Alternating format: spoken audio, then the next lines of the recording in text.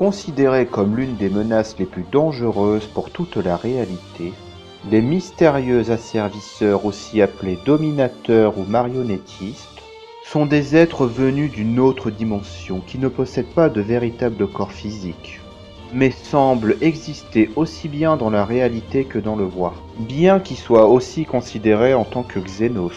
Quand ils apparaissent dans la réalité, leur forme physique ressemble à celle des méduses, mesurant 2 mètres de long et possédant toutes sortes de tentacules.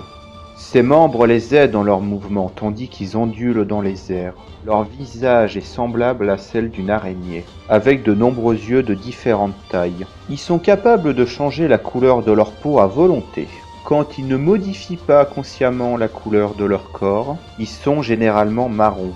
Les asservisseurs possèdent la capacité de transcender l'espace et le temps, en naviguant au sein du voie, ce qui leur permet de parcourir sans peine chaque recoin de l'univers et peut-être dans d'autres univers. Ils sont attirés par les manifestations psychiques des créatures vivantes, surtout les psycheurs sans protection qui peuvent repérer à des années-lumière de distance. Lorsqu'un psycheur est détecté à travers le warp, 3 asservisseurs forment un lien mental avec leur proie. Puis déclenche une abominable transformation. Par contre, un psycheur assermenté est plus difficile à contrôler que les psycheurs non assermentés ou les renégats, en raison de la préparation et de la formation que leur esprit a subi et que leurs âmes sont liées à celles de l'empereur. Par contre, la protection de ces psycheurs sont seulement temporaires, mais cela laisse du temps pour éviter l'arrivée des asservisseurs. Bien que les Eldar et les Arlequins arrivent à se protéger de leur attaque, ils ne sont pas immunisés. L'hôte est déformé et distordu sur une période de 2 ou 3 jours. Après, leurs corps vont gonfler à mesure que leur tissu corporel se désintègre, pour devenir une porte organique composée de chair déchirée, permettant au trio d'asservisseurs d'entrer dans la réalité. Une fois apparus dans un monde, ils cherchent et transforment d'autres psycheurs, afin de faire apparaître d'autres de leurs congénères. Le nom que l'humanité a donné à ces créatures vient du fait de leur capacité à asservir mentalement les autres êtres vivants. Les victimes deviennent des marionnettes impuissantes jusqu'à la fin de leur vie, respectant la volonté de leur maître et accomplissent même les actions les plus autodestructrices telles que le suicide, et conservent toutes leurs facultés mentales. Il arrive que des personnes résistent à ce contrôle mental, mais la plupart de ces gens se retrouvent à affronter les victimes qui n'ont pas eu la chance de résister. La seule race connue dans l'univers à être totalement insensible à leur pouvoir sont les Nécrons. Les spécimens asservis ne portent généralement aucun signe extérieur de leur domination, mais tombent rapidement malades par manque de soins et de nutrition.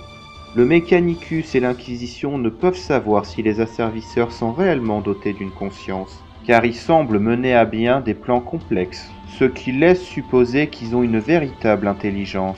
Mais les asservisseurs n'ont jamais tenté de communiquer, soit parce qu'ils sont incapables de le faire ou n'y voient simplement aucun intérêt à le faire. Il n'a jamais été aperçu que les asservisseurs utilisent des outils ou une quelconque forme de technologie, alors que théoriquement un asservisseur est capable d'utiliser une arme. Mais ce fait-là n'a jamais été prouvé. Au lieu de cela, ce sont les esclaves asservis qui effectuent les travaux physiques à leur place, bien qu'ils sont sûrement capables de manipuler des légions titaniques ou des chevaliers impériaux. Beaucoup de mystères tournent autour de cette race, comme l'efficacité des assassins Culexus, celle des chevaliers gris ou des primarques face à ces créatures.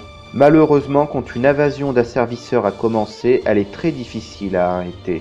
Souvent, l'Ordo Xeno déploie la Death Watch, mais parfois ce sont les chevaliers gris qui sont envoyés pour les bannir.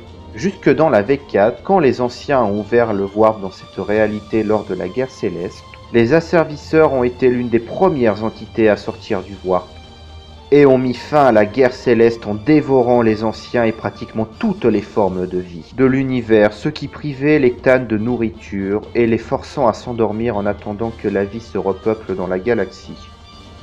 Bien que leurs actions sont largement possibles à être intégrées jusqu'à la V7.